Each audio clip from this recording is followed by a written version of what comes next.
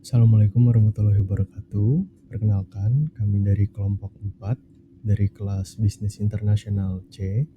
Dan pada kesempatan kali ini kami akan mempresentasikan International Database South America. Next. South America. Amerika Selatan adalah benua yang terdiri dari 12 negara dengan Brazil sebagai yang terbesar. Sebagian besar negara di benua ini menggunakan bahasa Spanyol, kecuali Brazil yang berbahasa Portugis. Benua ini merupakan rumah bagi hutan Amazon, salah satu hutan hujan tropis terbesar dan paling kaya keanekaragaman hayatinya di dunia. Selain itu, budaya dan tradisi yang beragam membuat setiap negara di kawasan ini unik. Di samping keindahan alam dan kekayaan budaya, lingkungan bisnis di Amerika Selatan juga sangat dinamis. Di sini, inovasi bertemu dengan tradisi, menciptakan iklim yang mendukung lahirnya ide kreatif dan solusi berkelanjutan. Meskipun menghadapi tantangan ekonomi dan regulasi yang berbeda antar negara, kawasan ini terus beradaptasi dan membuka peluang investasi melalui kolaborasi regional dan semangat kewirausahaan yang tinggi. Next. Economic aspect. Next. Pertama, di sini ada GDP dalam current US dollar dengan Brazil memiliki peringkat tertinggi. Kemudian ada PPP per kapita dalam current US dollars dengan Guyana memiliki peringkat paling tertinggi. Kemudian ada inflation consumer prices dengan Kolombia memiliki persentase tertinggi. Lalu ada GDP growth rate dengan Guyana memiliki growth rate persentase paling tinggi. Next. Selanjutnya di sini ada unemployment rate, total national estimate dengan tertinggi dipegang oleh negara Kolombia. Kemudian ada total export import dalam US dollars dengan tertinggi dipegang oleh Brazil. Lalu ada trade balance, tertingginya dipegang oleh Brazil lagi. Kemudian ada total export import dalam persentase of GDP yang tertingginya dipegang oleh Guyana. Next. Lalu di sini ada FDI, net inflow and outflow dalam US dollars. Paling tertinggi dipegang oleh Brazil.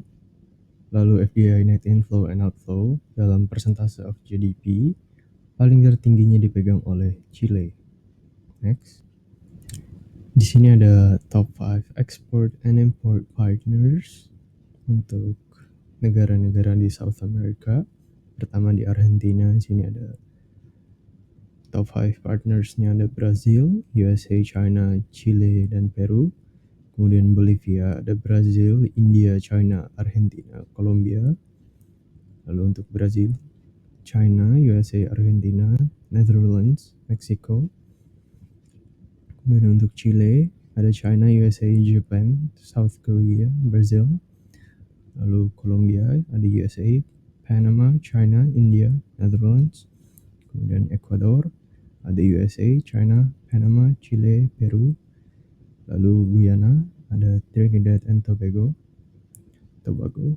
ada USA, Singapore, Netherlands, UK. Kemudian untuk Paraguay ada Argentina, Brazil, Chile, USA, dan Rusia. Lalu untuk Peru ada China, USA, Canada, India, South Korea. Lalu untuk Venezuela ada USA, China, India, Brazil, dan Netherlands. Lalu untuk top 5 import partners untuk Argentina ada Brazil, China, USA, Paraguay, dan Germany. Lalu pada Bolivia ada China, Brazil, Argentina, Chile, dan USA. Kemudian untuk Brazil ada China, USA, Germany, Argentina, dan Rusia. Kemudian untuk Chile ada China, USA, Brazil, Argentina, dan Germany. Kemudian pada Kolombia itu ada USA, China, Brazil, Mexico, dan Germany. Lalu pada Ecuador ada USA, China, Kolombia, Brazil, Peru. Lalu pada Guyana ada USA, China, Trinidad and Tobago, Bahamas, dan UK. Kemudian pada Paraguay ada Brazil, USA, China, Uruguay, dan Chile. lalu pada Peru ada China, USA, Brazil, Argentina, dan Meksiko. Kemudian terakhir pada Venezuela ada USA, China, Brazil, Mexico, dan Kolombia. Next. Selanjutnya di sini ada top 5 import goods. Tapi sebelum saya lanjutkan menjelaskan mengenai import goods, saya izin menjelaskan mengenai HS atau Harmonized System yang merupakan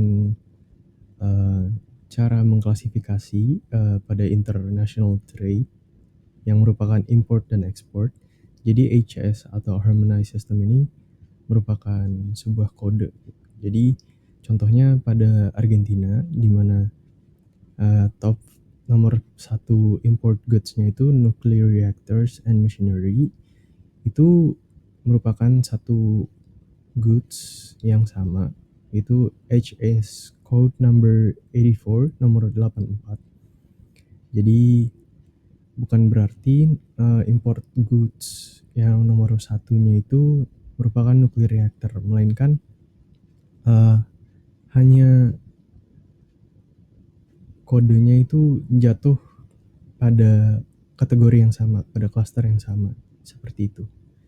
Dan mungkin itu juga bisa menjelaskan mengapa ada banyak item yang digabungkan menjadi satu. Padahal di sini dimintanya cuma top 5, tapi saya menyebut lebih dari 5.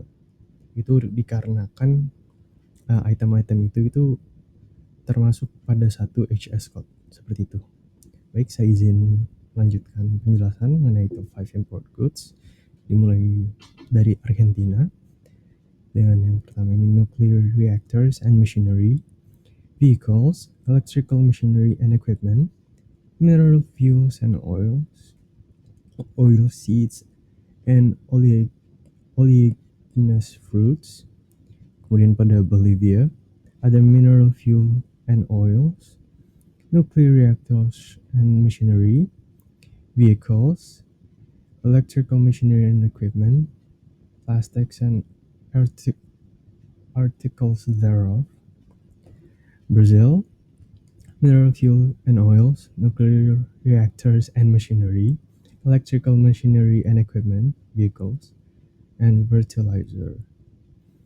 Kemudian Chile, mineral fuels and oils, nuclear reactors and machinery, vehicles, electrical machinery and equipment, plastics and articles thereof.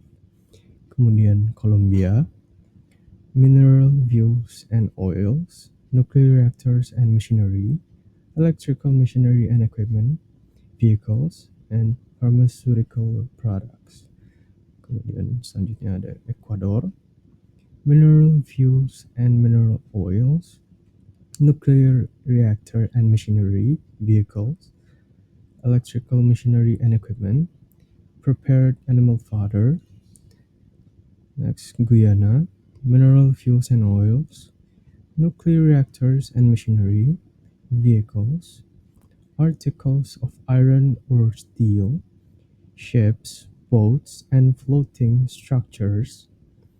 Next, Paraguay, electrical machinery and equipment, mineral fuels and oils, nuclear reactor and machinery, vehicles, fertilizers. Peru, mineral fuel and oils, nuclear reactor and machinery, vehicles, electrical machinery and equipment, plastics and articles thereof. Kemudian Venezuela, electrical machinery and equipment, nuclear reactors and machinery, vehicles, cereals, mineral fuels and oils. Kemudian lanjutnya di sini ada top 5 export goods. Pertama pada Argentina ada cereals, vehicles, prepared animal fodder, mineral fuel and oils, animal or vegetable fats and oils. Pada Bolivia, precious stones and metals, pearls, ores, slag, and ash, mineral fuels and oils, prepared animal fodder, animal or vegetable fats and oils. Pada Brazil, mineral fuels and oils, oil seeds and oleaginous fruits, ores, slag and ash, meat and edible meat offal, sugars and sugar confectionery, kemudian pada Chile, ores, slag and ash, copper and articles thereof, inorganic chemicals, fish and other aquatic invertebrates, edible fruit and nuts, kemudian pada Colombia, mineral fuels and oils, precious stones and metals, pearls, coffee, tea and spices, live trees and plants, plastics and articles thereof. Lalu pada Ecuador, mineral fuels and oils, fish and other aquatic invertebrates, edible fruit and nuts, ores, slag and ash, precious stones and metal, pearls. Lalu pada Guyana, mineral fuels and oils, vehicles, precious stones and metals, pearls, ships, boats and floating structures, nuclear reactors and machinery. Kemudian Paraguay, oil seeds and oleaginous fruits, meat and edible meat offal, mineral fuel and oils, cereals, prepared animal fodder. Lalu Peru, ores, slag and ash, precious stones and metals, pearls, edible fruits and nuts, mineral fuels and oils, copper and articles thereof. Lalu Venezuela, mineral fuels and oils, iron and steel, organic chemicals, fish and other aquatic invertebrates, aluminum and articles thereof. Next. Jadi berdasarkan data-data yang sudah saya sebutkan, bisa saya simpulkan menjadi beberapa poin. Yang pertama itu ada kondisi ekonomi di Amerika Selatan. Itu Amerika Selatan memiliki potensi ekonomi besar dengan sumber daya alam yang melimpah. Namun, stabilitas bisnis dan ekonomi sangat bervariasi di setiap negara. Beberapa negara mengalami pertumbuhan pesat, sementara yang lain menghadapi tantangan seperti inflasi tinggi dan ketidakpastian regulasi. Kedua, pertumbuhan ekonomi dan perdagangan. Ekonomi di Amerika Selatan tergantung pada ekspor sumber daya alam seperti minyak, gas, dan mineral. Negara seperti Brazil, Argentina, dan Chile memiliki perekonomian terbesar, sementara Guyana mengalami pertumbuhan yang besar. Berikut ada beberapa faktor utama. Yang pertama itu ada pertumbuhan ekonomi dan perdagangan, dengan Brazil memiliki GDP terbesar di kawasan dengan sektor industri yang kuat. Tapi Guyana mengalami pertumbuhan tinggi, tetapi masih menghadapi pengangguran yang signifikan. Kemudian ada inflasi dan stabilitas harga, dengan Argentina dan Venezuela mengalami inflasi sangat tinggi, sehingga menghambat stabilitas ekonomi. Tetapi Chile di sini memiliki inflasi yang lebih terkendali dibandingkan negara lain. Lalu ada investasi asing langsung, itu FDI, di mana Brazil dan Chile menarik lebih banyak investasi asing karena ekonomi yang stabil dan pasar yang berkembang. Next. Selanjutnya ada business environment. Next. Di sini ada beberapa data. Yang pertama ada ease of doing business score, dengan Chile memiliki skor tertinggi. Kemudian ada overall business environment value dengan Chile dengan skor tertinggi. Kemudian ada total tax rate dengan percentage of profit dengan Argentina dengan persentase tertinggi. Kemudian ada overall goods market efficiency score dengan Chile dengan skor tertinggi. Lalu ada overall labor market efficiency score dengan Chile dengan skor tertinggi. Kemudian ada overall financial market development score dengan Chile dengan skor tertinggi. Next.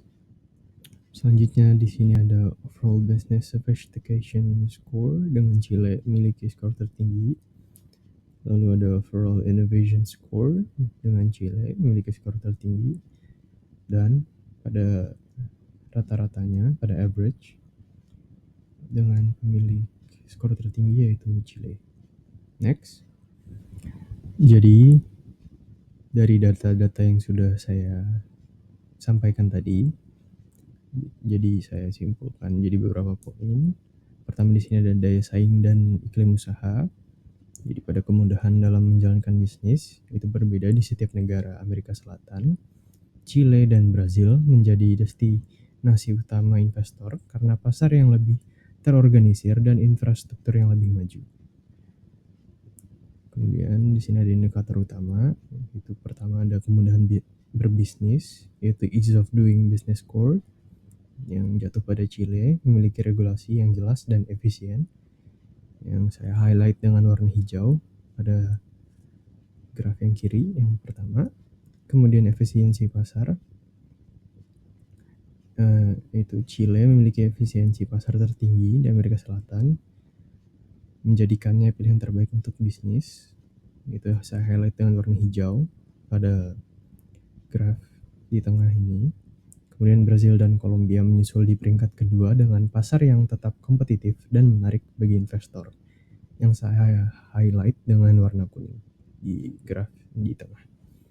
Kemudian pada beban pajak, yaitu total tax rate, Argentina memiliki beban pajak tinggi yang dapat menghambat pertumbuhan bisnis, yang saya highlight dengan warna merah pada graf paling kanan. Next. Next adalah culture. Next adalah Argentina. Argentina memiliki populasi sebesar hampir 47 juta, di mana bahasa official mereka adalah bahasa Spanyol. Kemudian untuk agama di Argentina sendiri paling besar penganutnya adalah Roman Katolik, dan etnik dari Argentina sebagian besar adalah orang Eropa. Kedua adalah Bolivia. Bolivia sendiri memiliki populasi sebesar 12 juta lebih, di mana populasi tersebut 68,1% berbicara bahasa Spanyol. Kemudian untuk agama dari Bolivia sendiri paling banyak adalah Roman Katolik, dan untuk etniknya paling banyak adalah Meksiko. Yang ketiga ada Brazil, di mana Brazil memiliki populasi sebesar 220 juta lebih, di mana bahasa officialnya adalah bahasa Portugis. Dan untuk agama dari Brazil sendiri paling banyak itu adalah Roman Katolik, dan untuk etniknya paling banyak adalah campuran sebesar 45,3%.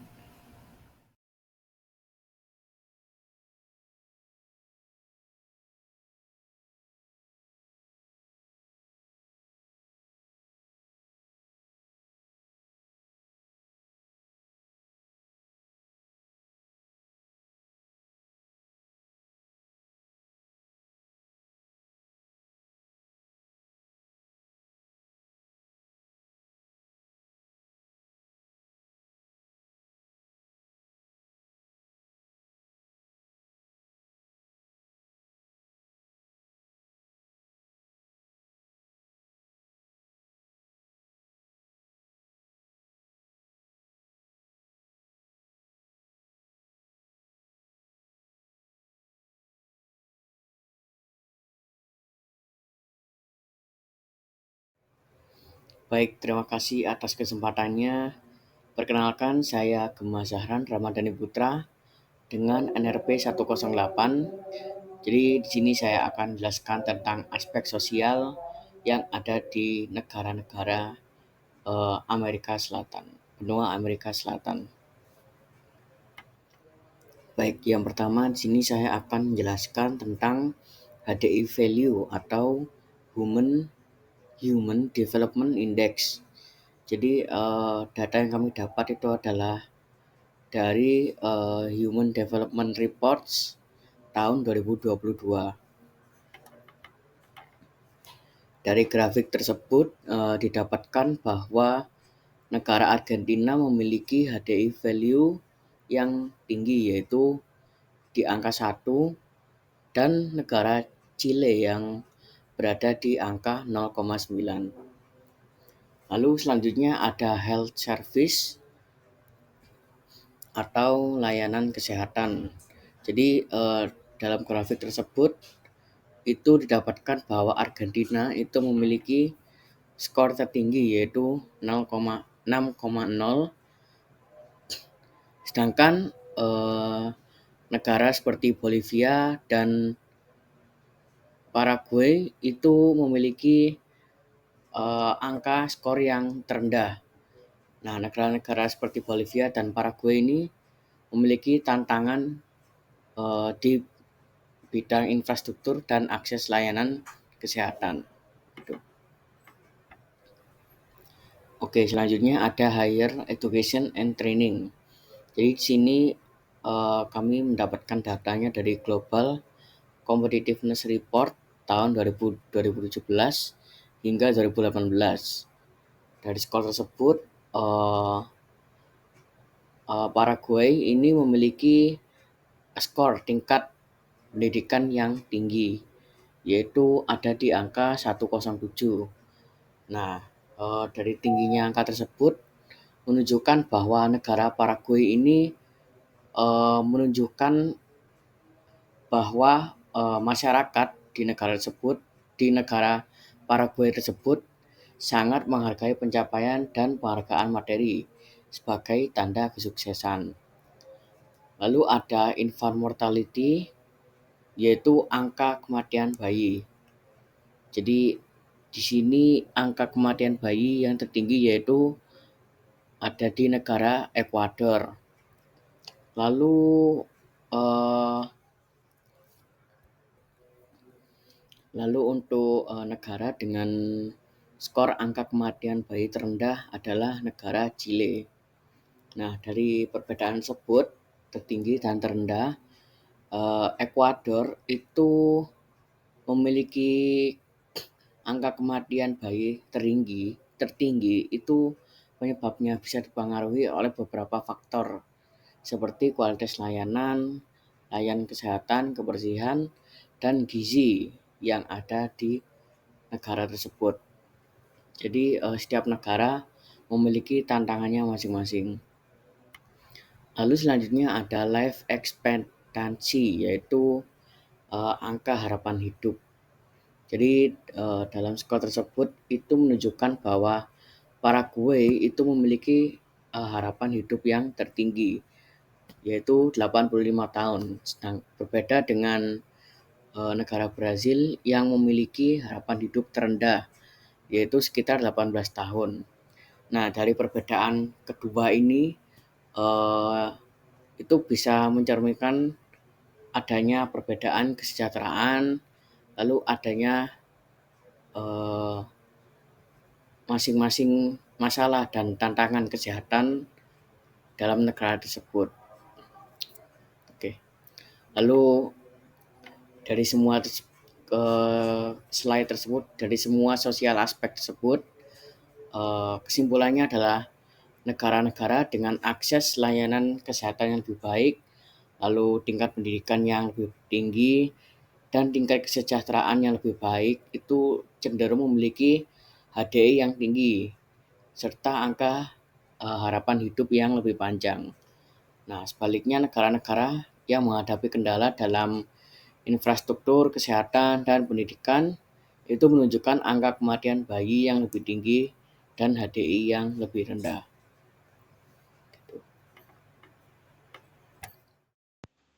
Berikut merupakan analisis political aspek dari benua Amerika Selatan.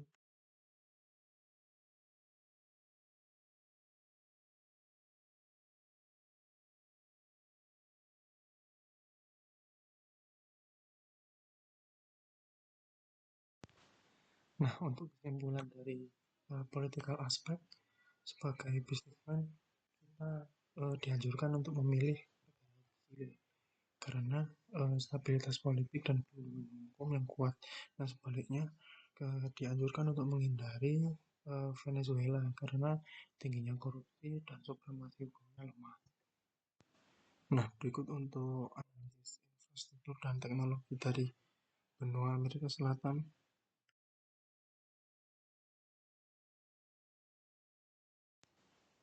Nah, dari hasil analisis tersebut ada beberapa opsi, yaitu dengan apabila kalian bisnismen, untuk pemilihan investor dan pembisnis yang berdasarkan infrastruktur jalan, listrik, dan pelabuhan, itu dianjurkan untuk memilih Chile.